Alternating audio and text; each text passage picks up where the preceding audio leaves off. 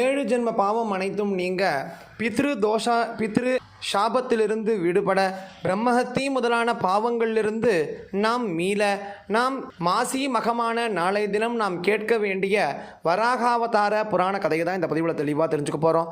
மாசி மக பௌர்ணமி தினத்தன்று தான் பெருமாள் வராகாவதாரம் எடுத்து பூமி தேவியை காப்பாற்றினார் என்பதாக புராணங்கள் கூறுகின்றன. அப்படிப்பட்ட வராகாவதார கதையை இப்போ தெரிஞ்சுக்கலாம். ஓம் ஸ்ரீ மகாபிரிவா போற்றி. அனுகிரக அன்பர்கள் அனைவருக்கும் எனது நமஸ்காரங்கள். பெருமாளின் அவதாரங்களில் இது மூன்றாவது அவதாரம். பூமியை கவர்ந்து சென்ற இரண்யாக்ஷன் கடலுக்கடியில் ஒளித்து வைத்தான்.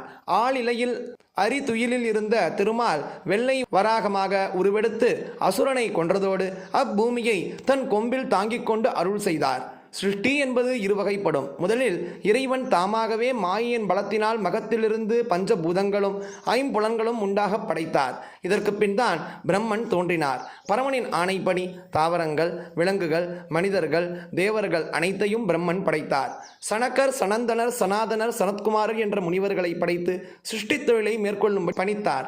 பிரம்மன் புருவங்களின் நடுவிலிருந்து ருத்ரன் தோன்றினான். அதன் பின் மரீச்சி, அத்ரி, ஆங்கீரசர், புலஸ்தர், புலகர், கிருத்து, புருகு, வசிஷ்டர், தக்ஷர், நாரதர்.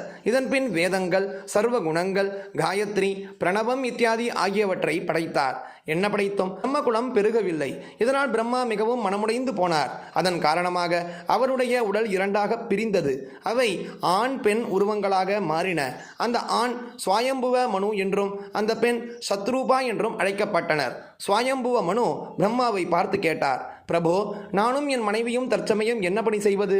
உங்களை போன்ற மக்களை பெற்று பூமியை ஆட்சி செய்து பல யஜ்ஞங்களை செய்து ஸ்ரீஹரியை சந்தோஷப்படுத்து என்று பிரம்மன் கட்டளையிட்டார். உங்கள் சொல்லை நான் தட்டவே மாட்டேன். ஆயினும் பூமியில் நான் வசிக்க இடமில்லையே, பூமி கடலில் ஆழத்தில் மூழ்கி கிடக்கிறதே என்றான் மனு. பூமியில் மானிடர்களை படைக்க வேண்டும் என்று நான் எண்ணிய சமயத்தில் பிரளயம் வந்துவிட்டதே என்று கவலையில் ஆழ்ந்தார் பிரம்மா. உடனே ஸ்ரீஹரியை நோக்கி தியானம் செய்தார். மனத்தில் ஸ்ரீஹரியை சிந்தித்து கொண்டே, நான் எந்த பரந்தாமனுடைய கிருபையால் உருவானேனோ அதே பிரபு இதோ இங்கே ஜலசமுத்திரத்தில் அமிழ்ந்து கிடக்கும் உலகத்தை வெளிக்கொண்டு வந்து நிலைக்கச் செய்யட்டும் என்று தியானித்தார். அப்பொழுது அவருடைய நாசியிலிருந்து ஒரு கட்டை விரல் அளவேயான ஒரு வராகம் வெளிப்பட்டது. ஸ்ரீமன் நாராயணன் பிரம்மாவின் விருப்பத்தை பூர்த்தி செய்யவே அந்த வராக ரூபத்தை எடுத்தார். எல்லோரும் பார்த்து கொண்டு இருக்கும் பொழுதே அந்த சிறிய பன்றி உருவம் பூதாகாரமாக யானை அளவு வளர்ந்தது. அதை பார்த்து பிரம்மா மெய்சிலிர்த்து புலகாங்கிதம் அடைந்தார். என் எண்ணத்தை நிறைவேற்ற வேத நாராயணன் இவ்வாறு அவதாரம் எடுத்திருக்கிறார் என்று மகிழ்ந்து வேத பாராயண ஸ்தோத்திரங்களை சொன்னார். அதனால் சந்தோஷமடைந்த மூர்த்தி கர்ஜனை செய்தார். அந்த பிரம்மாண்ட ஒளி ஜனலோகம், தபலோகம், சத்தியலோகம் மூன்றிலும் கேட்டது. இதை கேட்ட மகரிஷிகள் மகிழ்ந்தார்கள். அச்சமயம் தவத்தில் சிறந்தவரான கஷ்யப முனிவருக்கும் திதிக்கும் திருமணம் நடைபெற்றது. கஷ்யபர் தன் ஆசிரமத்தில் பகவானை குறித்து வேள்வி செய்து கொண்டிருந்தார். அந்நேரம் வேள்விச்சாலைக்கு வந்த திதி தன் விருப்பத்தை நிறைவேற்றுமாறு கணவரிடம் கூறினார். அதற்கு அவர், இது பூதங்கள் மட்டுமே சஞ்சாரம் செய்யும் சந்தியாவந்தன நேரம், ஒரு முகூர்த்த காலம் மட்டும் நீ பொறுத்துக்கொள் என்று கூறினார். அதற்கு திதி மறுக்கவே தன் மனைவியின் ஆசையை நிறைவேற்றினார் கஷ்யபர். பின் மீண்டும் பகவானை நினைத்து பிரார்த்தனை செய்து கொண்டிருந்தார். அங்கு வந்த திதி, சுவாமி, என்னை மன்னித்து அருளுங்கள். தங்களின் சொற்களை கேளாமல் இவ்வாறு தவறாக நடந்து கொண்டேன் என்றால் உனக்கு என்ன வேண்டும் கேள் என்றார் கஷ்யபர். என் கருவில் இருக்கும் சிசுவுக்கு எந்தவித ஆபத்தும் வராமல் இருக்க தாங்கள் தயவு காட்ட வேண்டும் என்று கேட்டார். திதியே, நான் எத்தனையோ முறை கூறியும் நீ காதில் போட்டுக்கொள்ளவே இல்லை. சந்தியா காலத்தில் உன் உதிரத்தில் சேர்ந்த கருவிலிருந்து 2 பிள்ளைகள் பிறப்பார்கள். அவர்கள் அரக்க குணம் உடையவர்களாக தர்ம விரோதமான காரியங்களில் ஈடுபட்டு உலகையும் தேவர்களையும் துன்புறுத்துவார்கள். அப்பொழுது பெருமாள் அவதாரம் எடுத்து அவர்களை வதம் செய்வார் என்று கஷ்யபர் கூறினார். சுதர்சனத்தை கையில் ஏந்தி பரந்தாமன் கையில், என் பிள்ளைகள் மரணமாவதில் எனக்கு ஒரு குறையும் இல்லை. எனினும் அந்தணராகிய உங்கள் சாபத்துக்கே நான் அஞ்சினேன் என்று அழுதார். பிரியே, கவலை வேண்டாம். இப்பொழுது நீ பரந்தாமனிடத்தும் சிவபெருமானிடத்தும் என்னிடத்தும் கொண்ட பக்தியால் உன் பிள்ளைகளில் ஒருவனுக்கு பிறக்கும் பையன் ஹரிபக்தியில் சிறந்தவனாக இருப்பான். அவன் மேலானவர்களுக்கும் மேலானவனாக இருந்து புகழ் பெறுவான் என்றார். இதை கேட்ட திதி தன் பிள்ளை வழி பேரனாவது ஹரிபக்தனாக இருக்கிறானே என்று சந்தோஷம் அடைந்தாள். கரு உருவாகி வளர்ந்தது. பிள்ளைகள் பிறந்தால் தேவர்களுக்கு இடையூறு ஏற்படுமே என்று எண்ணிய திதி அப்பிள்ளைகளை 100 வருடங்கள் வயிற்றில் சுமந்தாள். அதனால் அந்த கருவின் ஒளி எங்கும் பறந்து விரிந்து சூரிய சந்திரனின் ஒளியை மங்க வைத்தது. நாலா திசையும் இருண்டன.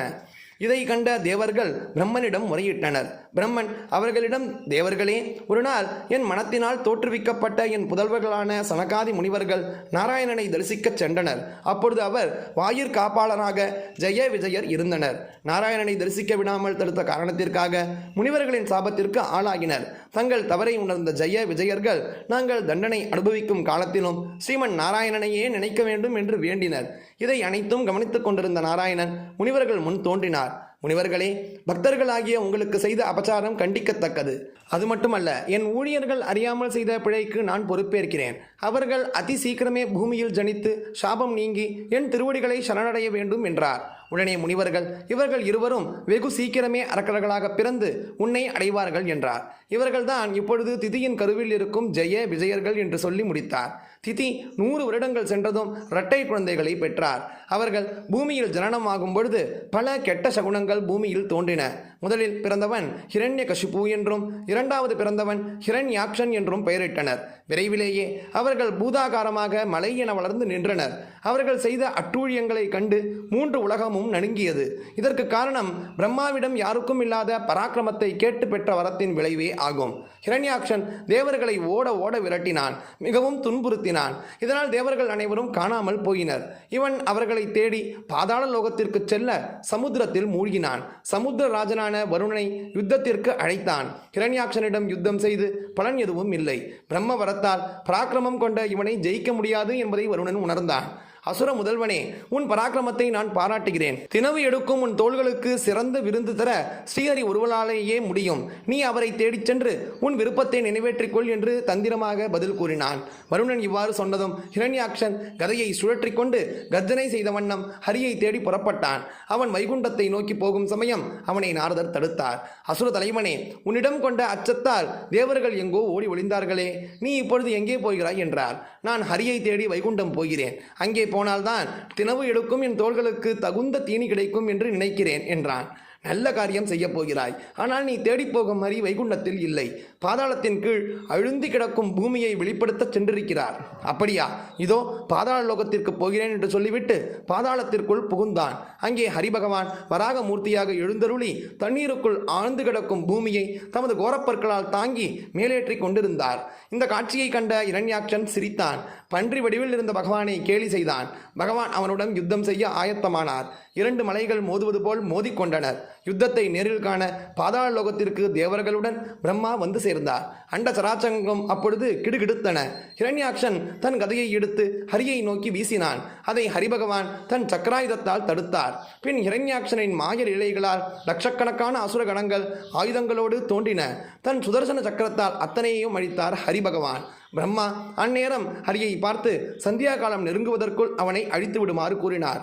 ஹரியும் அவ்வாறே ஹிரண்யாக்ஷனின் காதோரம் லேசாக ஒரு தட்டு தட்டினார். அவன் விழிகள் பிதுங்கி மரம் போல சாய்ந்தான். அந்நேரம் தேவர்கள் ஹரியை போற்றி துதித்து பாடினர்.